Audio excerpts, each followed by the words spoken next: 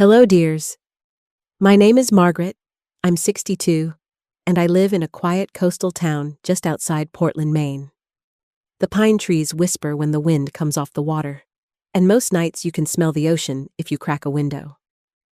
I tell you that because I've always believed a peaceful place can heal a rattled heart. But some hurts come from the people you love most, and the breeze can't carry those away. Before we begin, do me a kindness. Please subscribe, tap like, and tell me where you're watching from. I read every comment, and it truly keeps me going. Now, have you ever kept a secret to protect someone's pride? Held a truth under your tongue because you knew it would sting before it soothed? That was me, right up until the night my daughter lifted a spoon and flung mayonnaise straight into my face. It was Sunday supper, my favorite ritual. I had set the table early, the good plates with the blue rim, the old linen napkins I only bring out when I want the room to feel gentle. I made roast chicken with lemon, green beans with a little garlic, and my daughter's favorite, potato salad, the old New England way. Lots of chopped dill, plenty of mayo. Ashley arrived late. She's 36, her shoulders usually squared like she's walking into weather. That night, they were hunched, her jaw tight. She came in with a gust, talked quick, kissed my cheek, set her bag down like it was heavy with something more than a wallet. Her husband, David, couldn't make it. Some overtime. I tried not to be disappointed. I fussed over the tea kettle instead. We sat. We said grace, the short one my mother taught me. Bless this food, bless this home, bless the hands that shared it. Ashley barely whispered amen. Her eyes were somewhere else. Want to tell me what's wrong? I asked. She stabbed a green bean like it had offended her. It's always something, Mom. Always. The bank? The house? It's like I can't breathe without a bill chasing me. I nodded. I know that feeling. I knew it as a young wife with 2 kids, counting quarters for the laundromat and praying the car would start. It's going to be all right, I said. One thing at a time. She let out a small, disbelieving laugh. You always say that. One thing at a time. Meanwhile, I'm drowning. I could have told her right then. I could have said, Honey, you're not drowning. I found a way to pull you to shore. The truth sat warm in my chest, like a secret ember I'd been cupping for days. But I pictured her face. How proud she is. How easily her pride turns to pain when she thinks I see her as a child, not the woman she is now. I decided to hold my tongue. Just 24 more hours, I thought. One more night. The letter would arrive Monday morning, paid in full. 3 little words that change a life. Let's eat while it's hot, I said instead, and passed her the potato salad. She scooped too much, didn't notice. Or maybe she did and didn't care. Her fork clinked against the plate a little louder than it needed to. We ate in a silence that had edges. How's work? I tried again. She set down her fork. Fine. A pause, then sharper. Actually, no, it's not fine. They cut our hours, and the mortgage company messed up the autopay and charged a fee I can't even talk about without screaming. Sometimes a phone call helps, I said gently. A real person can fix what a system won't. Ashley looked up at me like I'd stepped on a wire she'd left in the open. A phone call? From who, Mom? You? I blinked. I didn't say that. But you wanted to. She leaned back, arms crossed. You always want to fix it. You can't just let me handle my own life. Now, let me tell you something about motherhood at my age. You learn to swallow things, opinions. I told you so's. You learn the art of letting your grown children reach for their own handles, even if their hands shake. I have not always been good at that. I am better now. But I am still me. I believe in you, I said. I always have. Then believe I can manage my own money. The word believe came out like a slammed door. I started to say, you can, but my throat closed, because I knew she had been managing, and she had still been sinking. That wasn't a failure. That was a flood. And I had already built the ark, quietly, one phone call at a time. My savings, the policy your father left me, a painful conversation with the mortgage servicer, a wire transfer that took a trembling signature at the bank. All because the idea of my daughter losing her home felt like a betrayal of everything I promised the day she was born. Mom? Ashley's voice cut through my thoughts. Did you call them? I kept my face soft. Call who? The bank. She narrowed her eyes. You talked like you know things you shouldn't. Did you call them about my mortgage? There are moments when life offers you a ledge. Step forward and fall.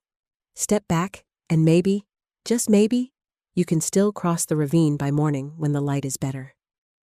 I chose to step back. No, I said quietly. I didn't call. Her mouth twitched. For a half second, I thought the storm might pass. Then she glanced at the potato salad, the heavy bowl, the generous spoon she'd abandoned, and something inside her decided I was safer to hit than the nameless system that had bruised her all month. I am so tired of you acting like I can't do anything right, she said. You hover, you advise, you fix, and you make me feel small. Ashley, I whispered, that's not... The spoon lifted, a white, glistening arc. I didn't even register what it was until it hit my cheek.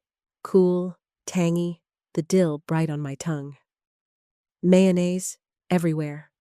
Like some strange baptism I hadn't signed up for. It slid down my chin onto my blouse, pretty little lily of the valley print I wear when I want to feel soft instead of sturdy. I did not yell. I did not stand. I reached for a napkin. Ashley froze. The color drained from her anger, leaving only shock. Her eyes went wide, as if she was suddenly watching herself from across the room and couldn't believe what she'd done. Mom? She rose halfway, then sat back down like her knees forgot how to be knees. I'm sorry. I don't know why I'm just... It's all right, I said, though it was not. The napkin dabbed at my cheek. I felt very old and very young at the same time. On the wall behind Ashley, the clock ticked the way clocks do when a house holds its breath. She grabbed her bag. I need air. Ashley? But she was already at the door, then out, her steps loud down the porch. The screen banged. The room hummed with the sound of nothing. I stayed seated. The chicken cooled. The green beans lost their shine. I dabbed, then finally stood and went to the sink. Warm water, dish soap. I washed the bowl first, the potato salad bowl, because hands need a task when a heart is hurting. I rinsed, set it in the rack, and stared at my pale reflection in the window. A woman with a damp collar and dill on her cheekbone. A woman who had given her life to making other people's lives softer, trying to decide whether to tell the truth now or wait just one more day. On the counter lay the envelope I'd addressed, but not mailed, a note I'd planned to tuck inside the official letter when it arrived. For the times you felt alone. For the nights you stayed up doing math that didn't add up. For the home you're building. Love, Mom. I picked it up, turned it over in my fingers until the edges pressed little half-moons into my skin. The phone buzzed. A text from Ashley. I'm sorry. Then, I'll call you tomorrow. I stood there, reading those two messages like they were written in a language I used to speak fluently, and now only remember in pieces. Tomorrow. Yes. Tomorrow the letter would come. Tomorrow I could put it in her hands and say, you are not failing. You are loved.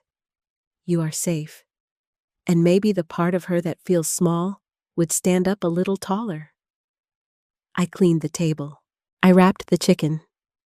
I carried my blouse to the laundry sink and treated the stain like it was any other stain, because sometimes the ordinary motions are the only way to keep from breaking. Before bed, I sat in the chair by the window where the moonlight makes the floor look like water. I thought about who we become when we're frightened, how pride dresses like anger, how love sometimes asks us to stand still and be splattered, just to keep someone else from drowning in their own shame. I folded the little note, slipped it into the empty envelope again, and I told myself, as gently as if I were tucking in a child, one more day, just one. What happened the next day began with a knock at my door, and the look on Ashley's face told me nothing would be simple. The next morning was one of those Maine mornings where the fog sits low, like the world's holding its breath. I was in my robe, standing at the counter with my first cup of coffee, when I heard it, 3 soft knocks. Not the quick, careless rap of a delivery man. These had weight. I opened the door, and there she was. Ashley. Her hair was pulled back, but messy, like she'd done it in the car. She held her travel mug in both hands, eyes fixed on it like it could explain what she was doing there. "Can I come in?" she asked, voice small. I stepped aside. "Of course." She walked past me into the kitchen and set her mug down on the table, like it was the heaviest thing she'd carried in years. Then she just stood there. I pulled out a chair for her. She sat, hands twisting in her lap. "I didn't sleep," she said finally. "I kept seeing your face. She winced. "The mayonnaise." "God, Mom. I'm sorry.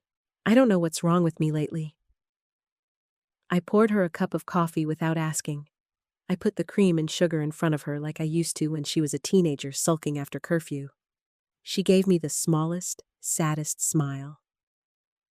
"It's more than work, isn't it?" I asked gently.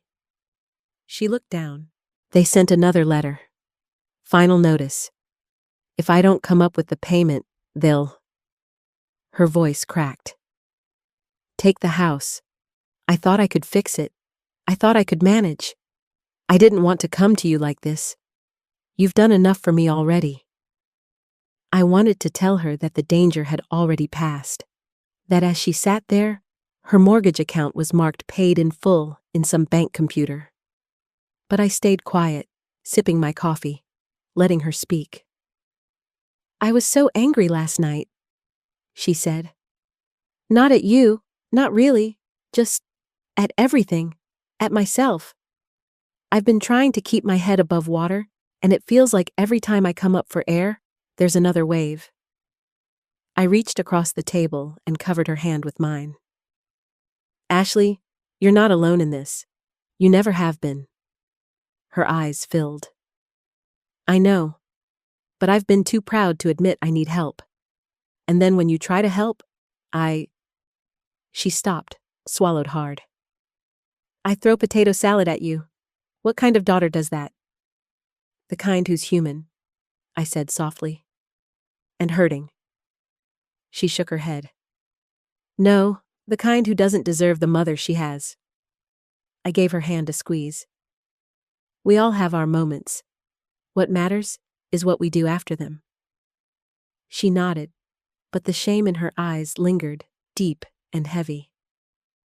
I wanted to reach for the envelope right then, to tell her everything, and watch the relief wash over her face. But something in me said, "Wait. Let her breathe first. Let her rebuild the bridge from her side, plank by plank." Instead, I asked, "Will you stay for breakfast?" She looked surprised. "After last night?" "Especially after last night," I said with a smile. We made scrambled eggs together, bumping elbows in the small kitchen. She laughed once, really laughed, when I dropped a piece of eggshell into the pan and had to fish it out with a spoon.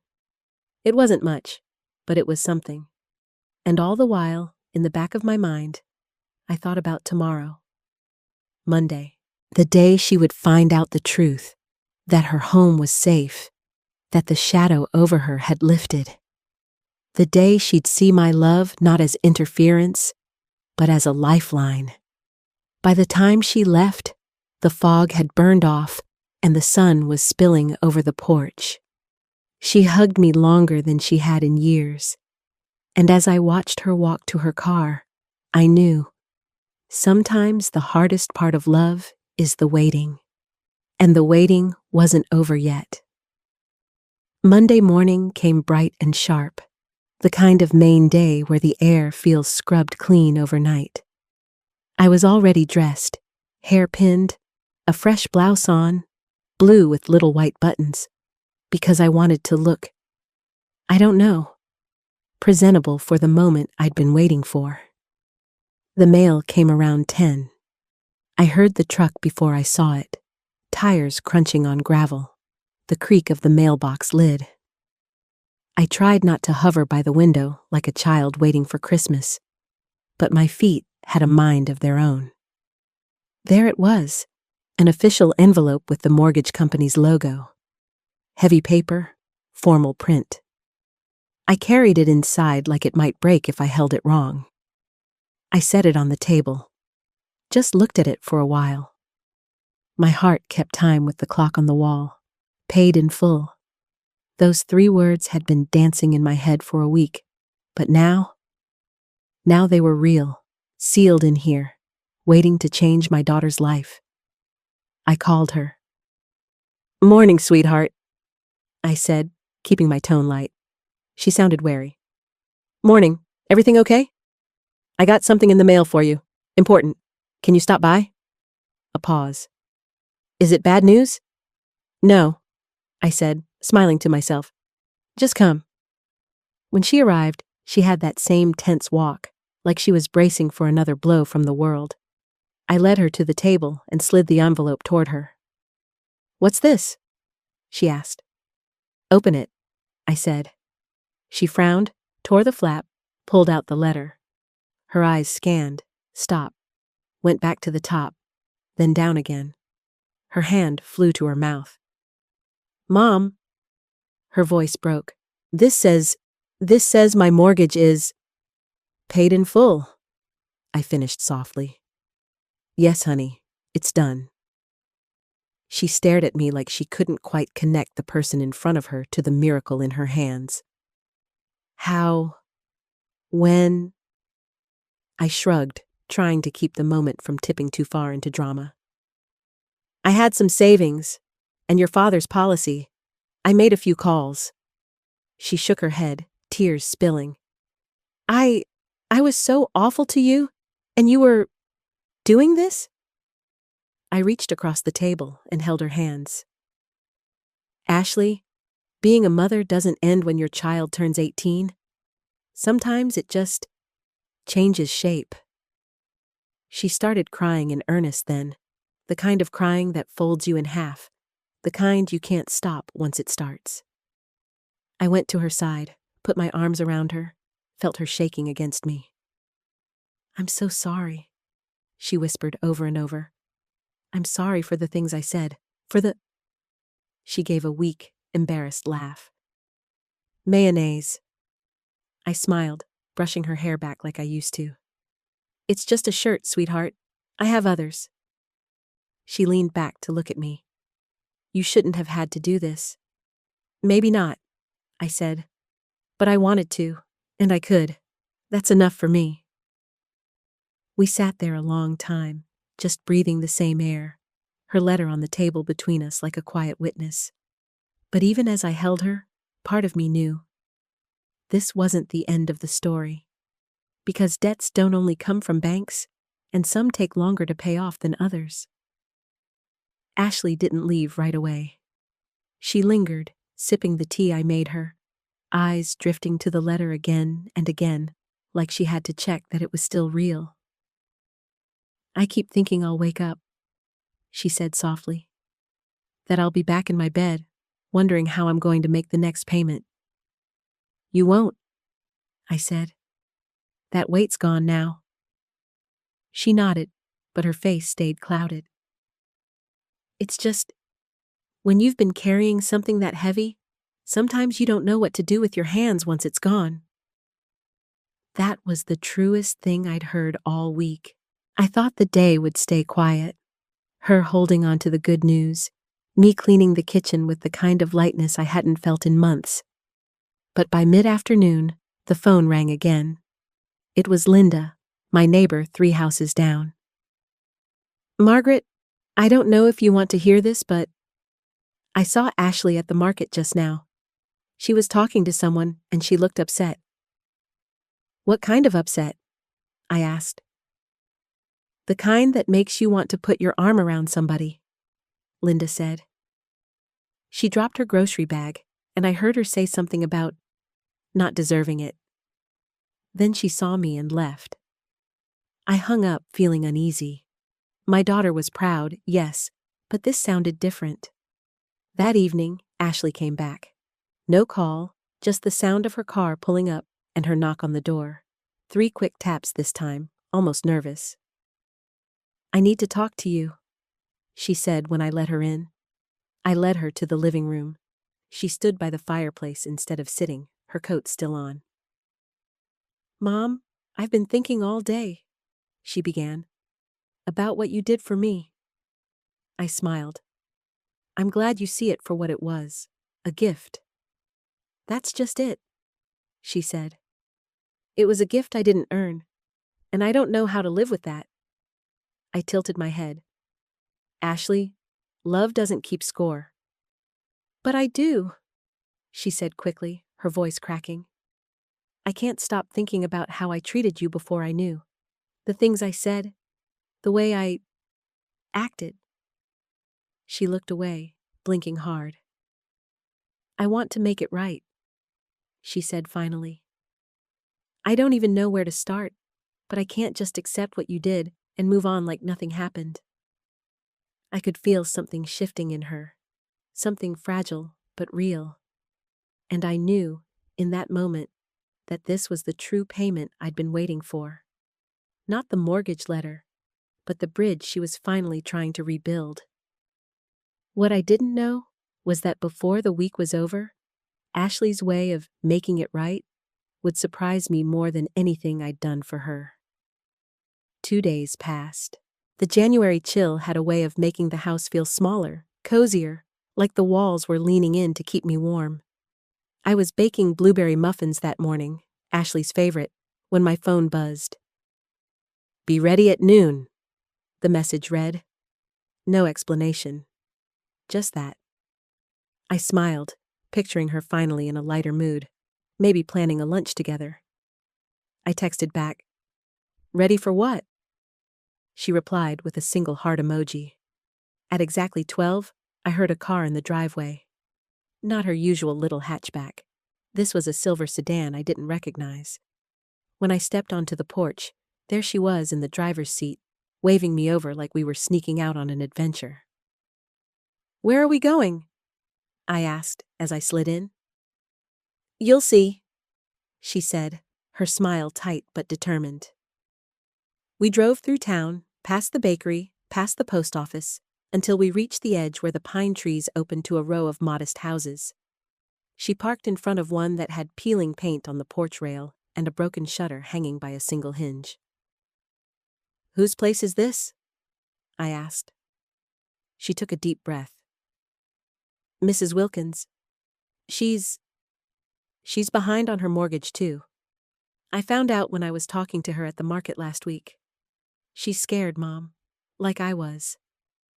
I frowned, glancing at the worn curtains in the window. Ashley, I don't... She cut me off gently.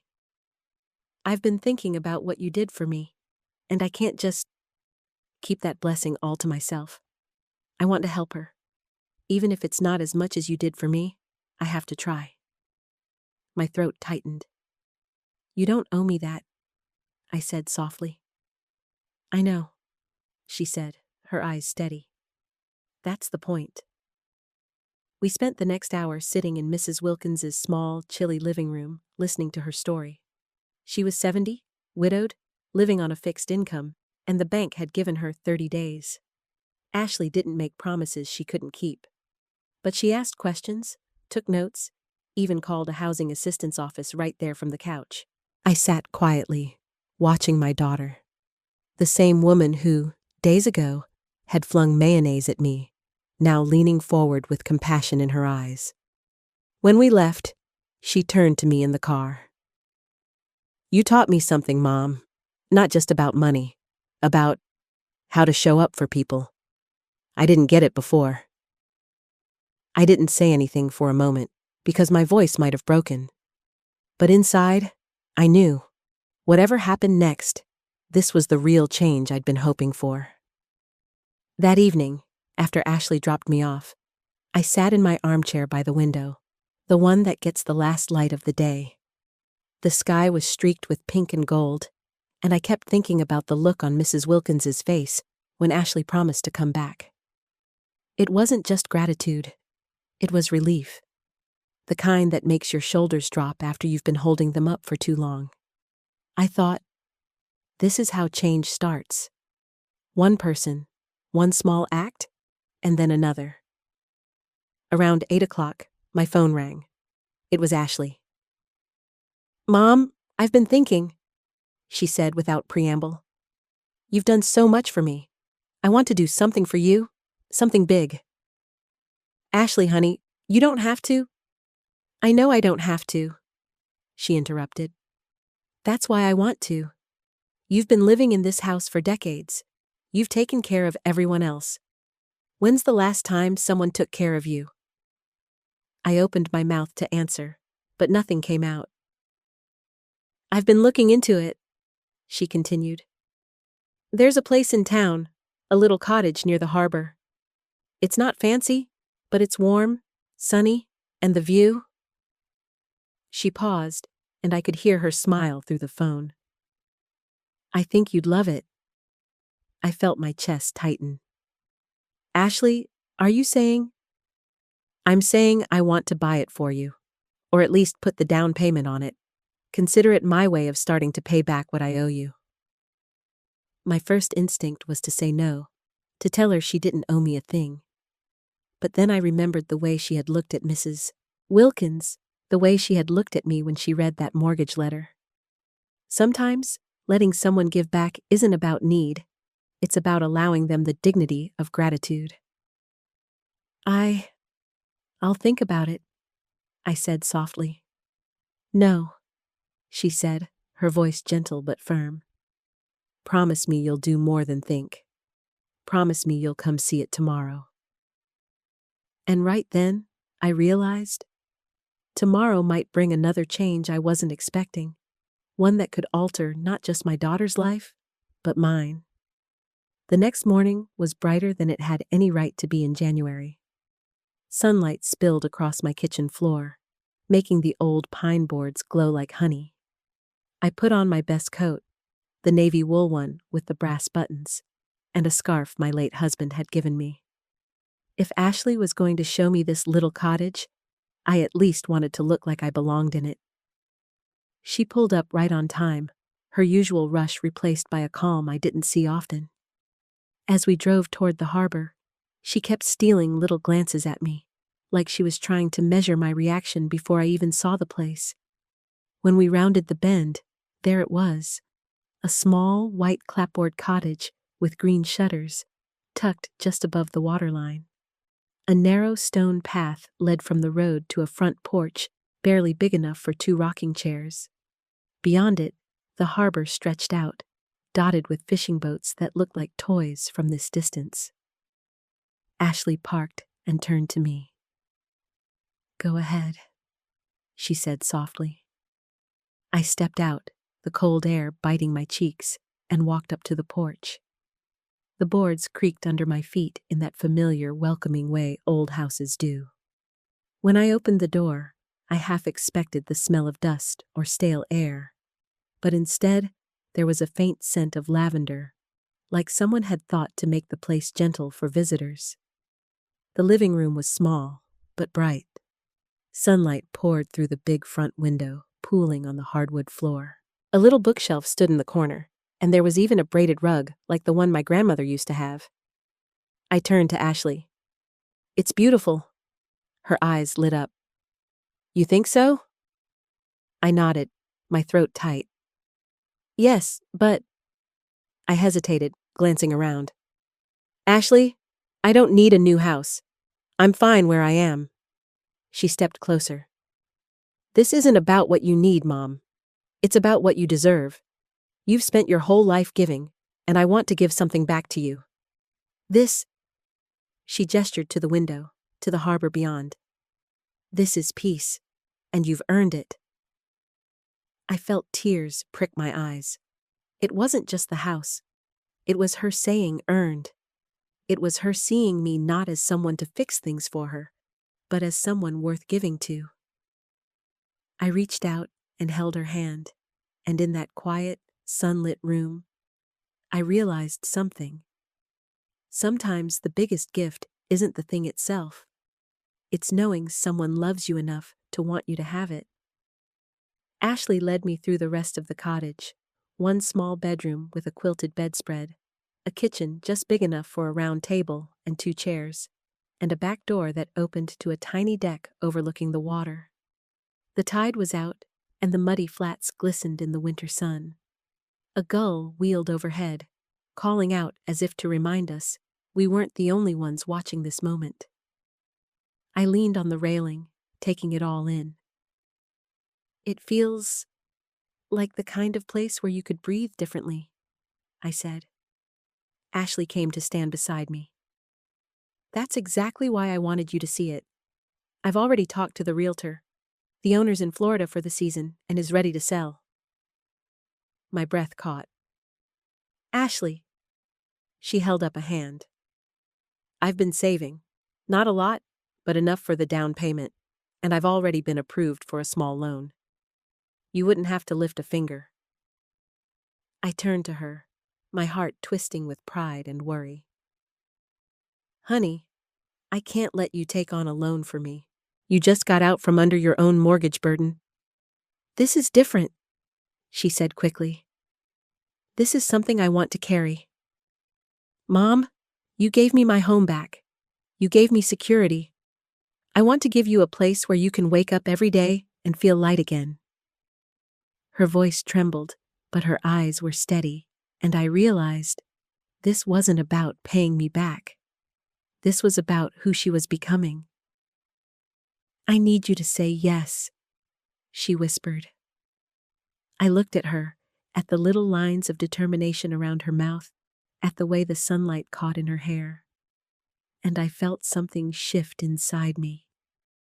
Maybe it was time to let her give, not because I needed it, but because she needed to give. But just as I opened my mouth to answer, a shadow moved across the deck. We both turned. A man in a heavy coat and knit cap was coming up the back steps. You ladies here to see the place? He asked, his voice friendly but curious. Ashley blinked. Yes, are you? I'm the owner's nephew, he said, offering a gloved hand. Got a few things you might want to know before you think about buying. And from the way he said it, I could tell. Whatever came next might change everything we thought we knew about this little cottage. The man stepped onto the deck, brushing the cold from his gloves before shaking our hands. He had that weathered look you see on lifelong Mainers, skin tanned from summers on the water, eyes that seemed to have seen every tide. I'm Tom, he said. My aunt asked me to keep an eye on the place while she's down south. Heard someone was interested. Ashley straightened, her realtor's smile flickering to life. Yes, we are. It's beautiful. I was hoping to make an offer. Tom nodded slowly. It is beautiful, but it's got history, and not all of it's the good kind. That made me pause. What do you mean? He glanced toward the harbor, as if deciding how much to share. This cottage has been in my family for 70 years. My uncle built it himself, board by board. But when he passed, there was a dispute. My aunt won the legal rights, but some of the family never forgave her for selling off the land behind it. There's been tension ever since. Ashley tilted her head. How does that affect the sale? Tom's mouth tightened. It doesn't, legally. But practically? You might have some trouble. The family still drops by uninvited. Some leave notes. A few have taken things from the porch. I felt my stomach sink. So you're saying we'd be buying more than just the cottage? We'd be buying into someone else's drama? He gave a half shrug. That's one way to put it. Ashley crossed her arms. We can handle drama. Tom's eyes softened, but he leaned in a little. There's one more thing you should know. The cottage was almost sold last year, but the deal fell through because the buyer backed out after a night here alone. Said she heard voices downstairs when no one was there. Ashley's eyes widened just a fraction, but she held her ground. Probably just the wind. Tom smiled faintly. Maybe. Or maybe some places carry the echoes of the people who loved them, and the people who didn't. I glanced at Ashley. I could see the question in her eyes. Was this a warning, or just a story? But in my gut, I knew. Whatever decision we made, this cottage wasn't going to be just a house. It was going to test us in ways we couldn't see yet. Ashley didn't flinch. She looked Tom straight in the eye. We're not afraid of a little history, or a few rumors. I wasn't as quick to agree. My mind spun with images. Unwelcome relatives wandering onto the porch, whispers in the night. I'd lived long enough to know that a peaceful life can be shattered not by disasters, but by small, persistent troubles. Tom must have seen the hesitation in my face. I'm not trying to scare you off, he said gently. I just think anyone buying this place should know what they're stepping into. Ashley turned to me. Mom, I can handle this. You've handled worse for me. This time, let me be the one who takes on the problems. Please. Her words sank deep. She was right. I'd spent a lifetime standing in front of storms for her. Maybe it was time to let her stand in front of one for me. I took a long breath, looking past Tom toward the glittering water. The boats bobbed quietly, the gulls circled, and for a moment, the harbor felt like it was holding its own kind of secret. All right, I said finally. We'll move forward, but with our eyes open. Ashley's smile was immediate, bright, and relieved. She squeezed my hand, and I felt the strength in her grip, the same strength I'd been hoping she'd find all her life. Tom nodded. Fair enough. I'll let my aunt know. We walked back to the car in the crisp afternoon air, Ashley practically glowing beside me. But as I buckled my seatbelt, a thought whispered through my mind. Some gifts come with strings you can't see until you've pulled them tight. And something told me we were about to find out exactly what those strings were. 2 weeks later, the papers were signed. The cottage by the harbor was officially mine. Ashley brought over a basket on the first day, fresh bread, a jar of blueberry jam, and a set of embroidered tea towels that said, Home Sweet Harbor. The move was small, just a few pieces of furniture and my favorite books. I kept most of my old house as it was, just in case. But stepping into that bright little living room felt like walking into a chapter of life I didn't know I'd been waiting for. The first few days were quiet. Almost too quiet.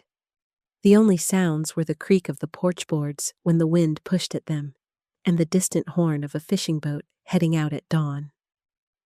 On the fourth evening, I decided to make tea before settling in with a book. As I reached for the kettle, I noticed something odd. The back door latch was unhooked. I could have sworn I'd locked it earlier. I chalked it up to distraction, locked it, and went on with my night. The next morning, a small bundle of wildflowers sat on the porch railing. No note, just the flowers, their stems wrapped in twine. When Ashley came by later, I showed them to her. "Maybe Tom left them?" she suggested. "Without saying anything?" I asked. She shrugged. "It's a small town. People do friendly things." I wanted to believe that, but a day later, I found the latch unhooked again. And that night, as I lay in bed, I could have sworn I heard footsteps on the porch, slow, deliberate, as if someone knew I was inside and wasn't in a hurry to leave. I told myself it was the wind, but deep down, I knew this wasn't going to be the simple, peaceful gift we'd both imagined. That night, I didn't turn on the TV. The cottage felt too still, like it was listening to me as much as I was listening to it. The walls seemed to hold on to the quiet, the way an old friend holds on to a secret. I made tea and sat in the armchair by the window, the one that faced the harbor. The moon laid a silver path across the water, and for a while, it was almost enough to convince me I was safe. Almost. Around 10, I heard it, a faint scrape. Not from inside, but from the porch. Then, a slow, deliberate creak of a board. I froze, my hand tightening around the mug. The sound came again, closer this time. I rose silently, careful not to make the floor complain under my feet. At the window, I eased the curtain just enough to peek outside. The porch was empty, the steps empty. But the railing, there was something resting on it again. Another bundle of wildflowers. Only this time, the twine was different. Thicker. Worn. Like it had been cut from an old rope. My heart beat harder. I opened the door just enough to step outside. The air smelled faintly of salt and something else. Smoke, maybe, carried on the breeze. The flowers were cool to the touch, as if they'd just been left. But there was no sign of anyone on the road. No sound, except the faint slap of water against the shore. When I went back inside, I noticed the back door latch, unhooked again. I locked it firmly, tested it twice, and leaned against it for a moment, feeling the weight of something I couldn't yet name. Because here's the thing. Gifts aren't always just gifts. Sometimes they're invitations to stories you didn't ask to be part of. And once you open the door, you can't always choose who or what walks in. By the next morning, I'd convinced myself the flowers were nothing more than a strange, small-town kindness. People in Maine have their quirks, leaving zucchini on your porch in August, shoveling your driveway without asking. Maybe this was just another local ritual. But as I stood at the sink, rinsing out my teacup, something caught my eye.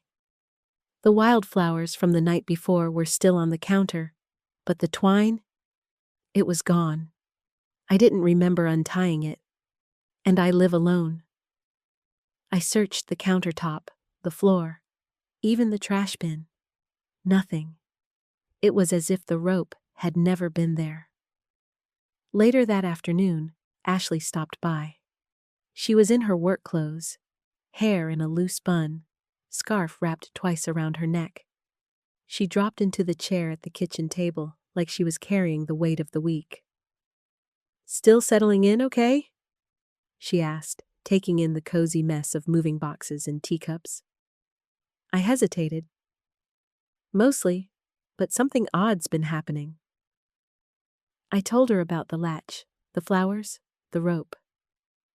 She listened without interrupting, her brow furrowing just slightly, the way it did when she was trying to solve a problem in her head. "Mom, it's probably nothing," she said finally. "You know how it is here? Half the town knows you moved in. Somebody's just making their presence known." I smiled, but it didn't reach my eyes. Making their presence known is one thing. Coming onto my porch in the middle of the night is another. Ashley glanced at the back door. "Do you want me to stay over tonight?" Part of me wanted to say yes, but another part, stubborn, private, shook my head. "No, I'll be fine." That evening, I decided to keep myself busy. I unpacked books, rearranged the armchair, folded the quilt over the back just so. Outside, the harbor turned dark and glassy, the kind of stillness that makes you hear your own breathing. Around 9, there was a knock at the door. Not a polite tap. 3 solid knocks that made the frame tremble. I stepped carefully toward it, my bare feet silent on the rug. "Who is it?" I called. Silence. I opened the door just enough to see the porch. No one was there. But on the railing sat something new. Not flowers this time, but an old brass key. Its surface was worn, the teeth jagged and uneven, as if it had been filed by hand. Beside it, a scrap of paper folded in half. I unfolded it slowly. The handwriting was thin, shaky, but deliberate. Only 5 words. "You'll need this, soon." I stood there in the doorway longer than I should have, the cold creeping in around my ankles, staring at that key like it might explain itself if I just waited. It didn't. I set it on the kitchen table under the lamplight.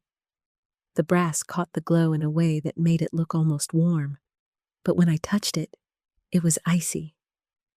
Too cold for having just been outside for a minute. The note lay beside it. Those 5 words burned into my mind. "You'll need this. Soon." I must have read it a dozen times. My mind went through every possibility. Tom? A prank? Some local tradition I didn't know about? But none of those explanations fit with the unhooked latch, the vanishing rope, the midnight footsteps. Around 10, I locked every door and window, then locked them again. I sat in my armchair, a book open in my lap, though I didn't read a single word. Every creak of the house made me lift my head. At 11:15, I heard it again, the porch boards groaning under slow, deliberate weight. My heart pounded in my ears. I rose and stepped toward the window, parting the curtain just enough to see. A figure stood at the edge of the porch. Tall, still, watching the house. The shadows hid their face, but I could see the outline of a coat, the faint glint of something metallic in their hand. I froze. They didn't move for what felt like forever. And then, just as slowly as they'd appeared, they turned and walked away, their footsteps fading into the night. When I finally found the courage to open the door and look, the porch was empty, except for a second scrap of paper, weighted down by a small, smooth stone. 4 words this time. "Not everyone is welcome." I locked the door and backed away, my mind racing. Whoever they were, they knew this house. They knew me, and they wanted me to know. I wasn't alone here. And as I sat there, staring at that key on my table, I couldn't shake the feeling that it didn't just open a door. It opened a part of this story I might not want to walk into. I didn't sleep that night. The key sat in the middle of the kitchen table, the 2 notes beside it, like silent guests I hadn't invited. By dawn, I'd made a decision. If this key was meant for me, I needed to find out what it opened. The first place I tried was obvious. The small shed behind the cottage. The padlock was rusted, the hasp stiff. When I slid the key in, it turned with an unsettling ease, like it had been waiting for this moment. The door groaned open to reveal dust. Shelves lined with old paint cans, coils of rope, a broken oar. But against the back wall sat a trunk. Dark wood, brass corners, and a name carved faintly into the lid. Wilkins. Mrs. Wilkins, the woman Ashley had tried to help. My heart thudded. I knelt and lifted the lid. Inside were bundles of letters, yellowed with age, tied in neat stacks. I untied one. The handwriting was the same as on the notes I'd found. Thin, shaky, deliberate. The letters told a story I hadn't expected. They spoke of land deals gone wrong, promises broken, a family split in 2. But woven through them was something darker. Warnings about the harbor cottage and the people who wanted it for reasons that had nothing to do with living in it. One line in particular made my breath catch. If this house changes hands, it will never be left in peace. I closed the trunk and sat there in the dim shed light, the smell of dust and old rope around me. Suddenly, the footsteps, the flowers, the notes, they weren't random. They were part of a warning, one that had been handed down like a family heirloom. When I came back inside, Ashley was at the table, sipping coffee. I hadn't even heard her come in. "Mom, you look pale. What happened?" I set the key and the letters in front of her. "You should see this." She read in silence, her eyes darkening with each page. When she finished, she looked up. "So what do we do? Sell it? Leave?" I shook my head slowly. "No, we stay. We take care of it. Maybe the only way to make peace with a place like this is to love it more than the people who want to haunt it." Ashley's lips curved into a slow, determined smile. "Then we'll love it to death." That evening, we sat on the porch together, watching the tide roll in. The key was back in my pocket, warm now from my hand. Whoever had left it, whoever had been watching, I wanted them to know. This was home now, and we weren't leaving, because sometimes the truest gifts don't come without shadows. Sometimes they come with a test, and if you can stand your ground long enough, the house and the people in it will stand with you.